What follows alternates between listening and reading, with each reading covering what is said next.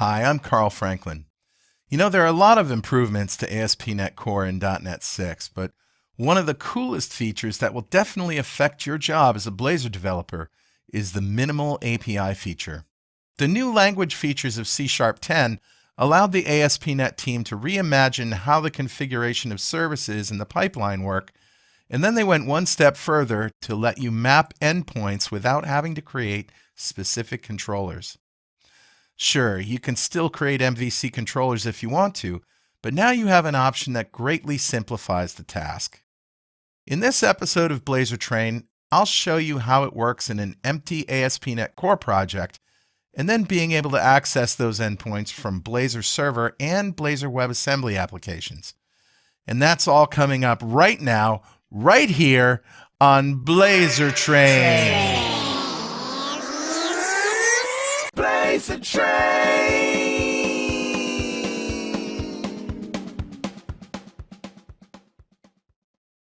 So let's start today with an ASP.NET Core empty project in Visual Studio 2022 preview. And this is RC2, release candidate 2. So I'm hoping that this will still be the same once .NET 6 ships later on in November. So ASP.NET Core empty from the list of web templates. That's what we're choosing. I'm going to call this guy min API and make sure you're using .NET 6 or .NET 6 preview. Now, if you've never seen a .NET 6 web application of any kind, an ASP.NET Core application, you're in for a treat because they've simplified a few things. Notice that there's no startup here. All of the stuff that was in startup is now in program. Not only that, but it's been completely simplified. Look at this. Now, this is just an empty project, but what they've done is they've created essentially an API controller, and the default get returns a string, hello world. Let's run it. Hello world. How many times have you written hello world? Let's see what else we can do.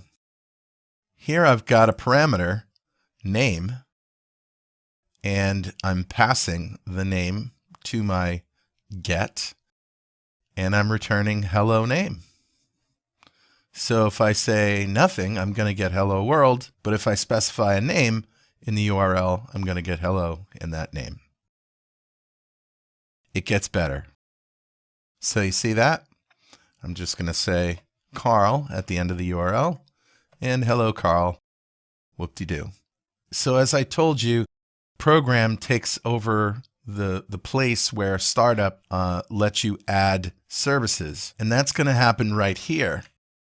You can add services with the builder, and then you can access them down here in your API endpoints. So let's add a service.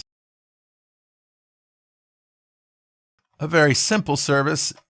It's a hello service, and I have one method, say hello, you pass the name, and it returns hello name. Now let's see how that works over here. So, whereas in startup we had services, add singleton, blah, blah, blah, now we use builder. So we're adding our hello service, and now we can inject that into an API endpoint just like this. So I'm mapping /hello to that service, and my endpoint accepts the HTTP context and the service, and I'm returning hello service, say hello, and I'm using the context to pull out the name parameter from the query. So essentially we're going to have to do something like this. Okay, and that will map to the service. So hello, name equals Carl. There you go. Ta-dum! All right, so far we've got a couple of gets and even a get where we're injecting a service and then calling that service and returning the output. But in the real world, we use objects, right? So let's create a customer object.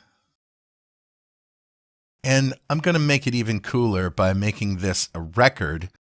So a record is a new type that is actually a value type, not a reference type. And the way you create them is a little bit different. Instead of using a curly brace, you just have a parentheses and a list of parameters. So it's a little easier to create, a little less ceremony, but it has its drawbacks too. But for now, we'll go simple and use the customer record. All right, so let's add an endpoint to retrieve a customer.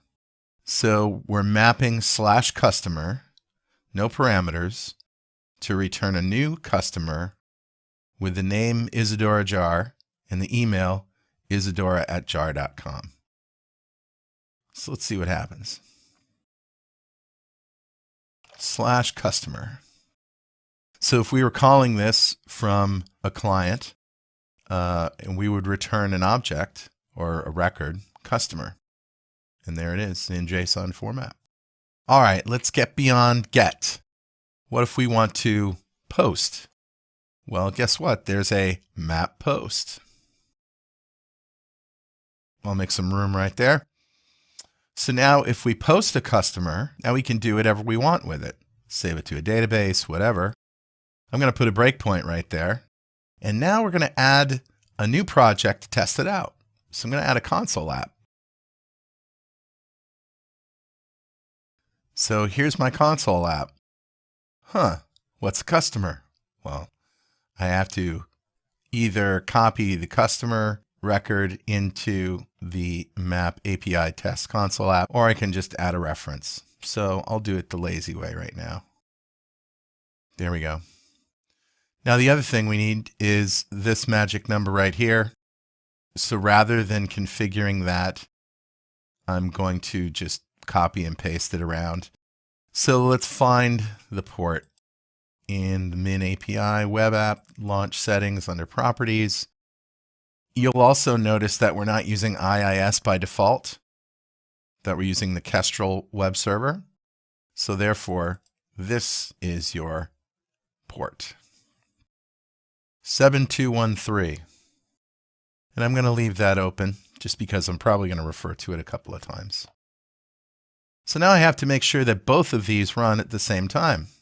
Go to the solution properties, multiple startup projects. We've done this before, and just make sure they both start. So this guy creates a new HTTP client. We have the URL customer. We create a new customer and post it as JSON, and we're done. But we have the breakpoint over here in the web app, and we're going to see if it works. Now, this is our web app. We got our breakpoint there. Now I'm going to press enter, and boom, we got our customer. All right, so let's talk about Blazor. I'm going to remove the console test app, and I'm going to add two new projects. One is a Blazor Server application, and we'll talk about WebAssembly in a minute. So here's a Blazor Server app. We're going to call this Min API Demo. And I'm going to add a shared project where we can put the customer model. That's going to be a library. Get rid of class 1 CS because we don't need that. And we'll copy customer into the shared library and delete it from our API. Now the whole idea is I need to give both the server and the Blazor Server applications access to that shared project. So those will be project references. And I need to change the startup projects to now include the Blazor Server app. So we're going to leave all this as it is, and we'll go to the Blazor application, and guess what we're going to do? You got it. Hijack index. So here we have a customer, and on initialize, we're using an HTTP client to call into the API, but we got to get that number right, remember? Copy that to the clipboard, paste it over here, and then we're returning a customer, and If the customer is not null, we're just showing the customer name and email. Let's let it rip. There you go. Customer name is Isidore Jar and email is isidore@jar.com. Let's make it a little bit more complex. So rather than returning one customer, let's return a list of customers. So now our endpoint is customers. We still have the customer endpoint if we want to just return one for testing. But now we have customers. And that's going to return a new list of customer records. We've got 3 of them now. So now let's update our index. One thing that might strike you is that in the code block, things look a lot better now. The formatting seems to have been fixed. Some of the spastic behavior that the code editor in a Razor file used to exhibit is gone. All right, 7213, magic number. So here I've got a new list of customers, right? And I'm returning a list from the API. And if the list isn't null, I'm adding it. And then up in the markup, I'm looking to see if customers count is greater than 0. And if it is, here's my customers. And I'm just doing an unordered list. There you have it. All right, now we have to start doing things with the customers. So we need to be able to identify them. So I'm going to change up the customer record. I'm going to change it to a class and give it an ID. So now it's a class, so it's a reference type. We have an ID, a name, and an email. Now the way that you create classes is different than the way you create records. So I need to make some changes here as well. And I'll show you what I did.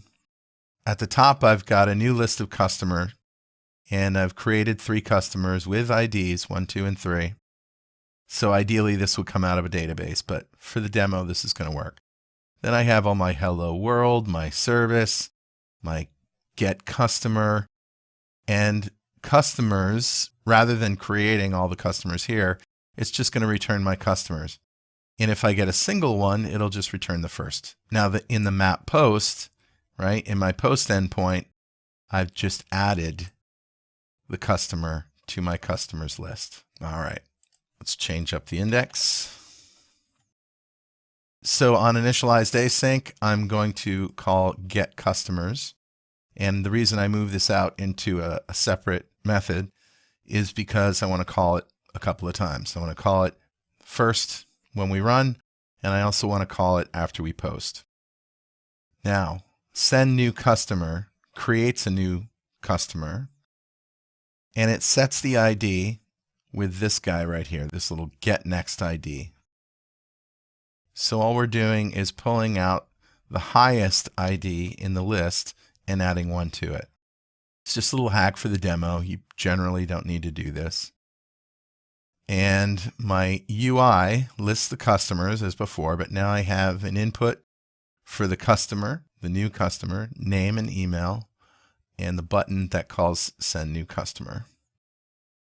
Magic number. Okay. And there I am. See how easy this is? So cool. All right, let's add delete functionality. That's right, you guessed it, map delete. Now, this one's going to take an ID, and I'm looking up the customer in my customers list where the ID matches. And if I have a match, I'm going to remove it. Change up the index file. My magic number. Here's delete customer. I've got my base URL, and the URL for deleting is customer with a parameter, ID equals customer ID, and we call it delete. And all I've done now is I've added a delete button in that list next to the customer ID, name, and email. And I'll show you why I have the ID. I did that just to test to see if my little method for creating the next ID when we add one worked. Because once you start deleting things and adding them, then things can get screwy, right? Okay, so let's delete Mike. So now the IDs are 1 and 3. So when I add a new customer, the ID should be 4. And it is. All right, so we get or retrieve we insert or create, so that's CR, and we delete, that's D. What does U stand for? Oh yeah, update. Let's do an update. Map put. So here I'm looking for the customer, and I'm pulling it out because updating is tricky. You want to make sure that you update the right one, and it may have changed since you retrieved it. So we're pulling out of the list where the customer ID matches. And if it's not null, we're getting the index of it and then replacing that customer in the customers list. Another update to index. Now we have an update customer. Pretty simple. Put as JSON async, passing current customer. So current customer is new. Current customer is another customer. We have one bound to the new UI, and we have one bound to the current UI. And if you look up in the list, now we have two buttons. We have a delete customer that we had before and an edit customer. All this does is set the current customer. So we set the current customer in invoke state has changed when we press that edit button. Then after we show the list of customers, we're checking to see if current customer does not equal null. And if it doesn't, now we have some inputs to bind to that customer, and then we call update customer. Now, this isn't prescriptive. You probably want to use an edit form and do validation and all of that stuff, but I'm not demoing all that here. I'm demoing the minimum API. So I'm getting away with the least amount of code that I can in the UI. So here's my update customer. As we said before, it's going to send current customer. And of course, before we run this, we have to change the magic number. There we go. All right, so let's edit Isadora. That worked. Let's delete Mike and add Carl. All right, there's our CRUD demo using Blazor and the minimal API. Now I'm going to minimize this and bring up a new Blazor WebAssembly project that's hosted. See, what's cool about WebAssembly hosted applications in .NET 6 is that the server uses the same web application create builder in the same model as a blank ASP.NET Core web app that we created before. So if I want to add any endpoints, I can just put them down here. And the benefit of this is that in the WebAssembly application, the HTTP client is configured with the base address of the server automatically. So all you really have to do is inject that and you get the base address for free. So let's go to my index page and we'll modify it as such. We've got my name and a message. So my name is the input, message is the output. So we're calling send hello request where we're awaiting the HTTP client that we've injected, get string async passing my name, because if you remember, this little map get right here says, hey, if you just pass a name at the base, I'm going to return a little message, hello.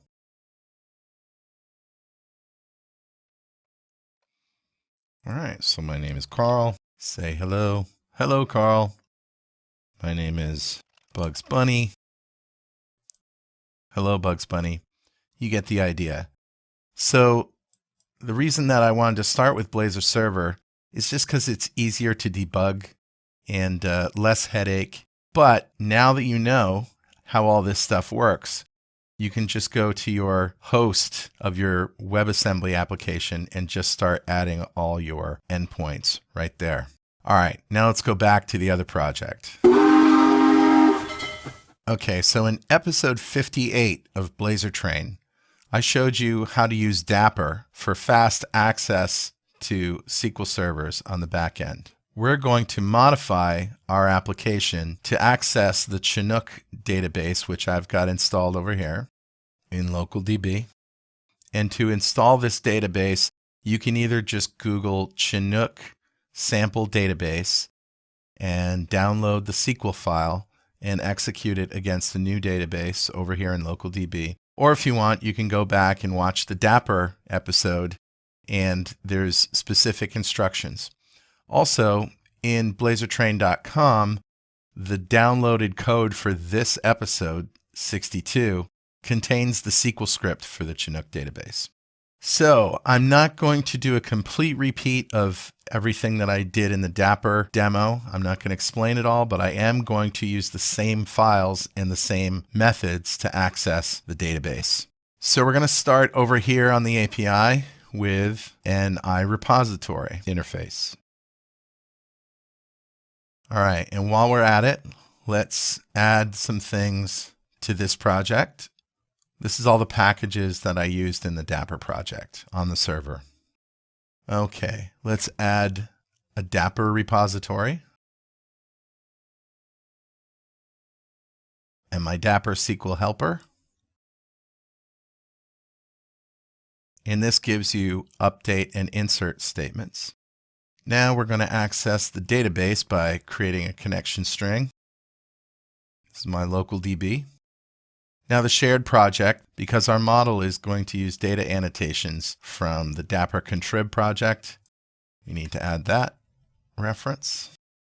And now we can add a model employee. So this matches the employee table in the database, and I've got the proper attributes. All right, now let's add the Dapper repository as a service in Program CS for my Min API.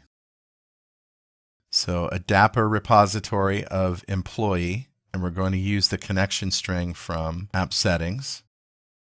And notice that Builder has a configuration already in it. It's not something that you have to add. So this is really cool. This new web application Create Builder returns this really awesome web application builder that has everything that you need.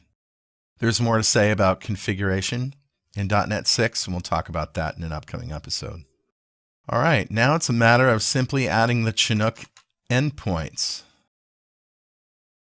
So just as before, we're passing in or injecting essentially the employee manager, which is my Dapper repository of employee, right, that I just added as a singleton service, and returning await get all.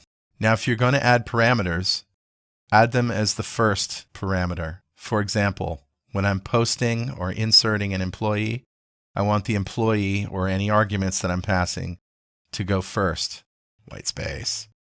And then we can pass the employee manager. Here's my insert. Here's delete. Here's update. Simple stuff. Now we're going to take over fetch data because I want to leave everything in index the way it is. And fetch data is there, so why not use it? So when we first start up, calling load all employees. Just as before, I have an employees list. I'm clearing it, and then I'm calling add range. I don't want to change the employees list reference. So the easiest way to do that is to clear it and add whatever comes back from getJSON async. So here's our delete. Here we have add employee, and I'm just creating, me, Carl Franklin, with some dummy data, calling post as JSON. Here's my update. And for update, we're just going to set the address field to update it at whatever the time is. Now, employee selected happens whenever we select one of the employees from the list, and we pull out the selected employee. Then I have this Boolean property, can I add Carl, which returns true if I'm not already in the list. While we're here, let's change the magic number. Okay, so let's go up top. And this is right out of the Dapper demo as well. So if we have employees in the list, we're going to show this Chinook employees, and we have a select, which is a list box essentially. And when we click on one, we're calling employee selected. We already said that.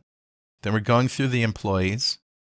And if the selected employee is not null and the ID matches, then this option is going to have the selected attribute. Otherwise, it's not. And if can I add Carl is true, we're going to add the button for that. If the selected employee is not null, that means we've clicked on one. We show the address, and we have a delete button and an update button. Otherwise, we're loading. Let's see if this works. Fetch data.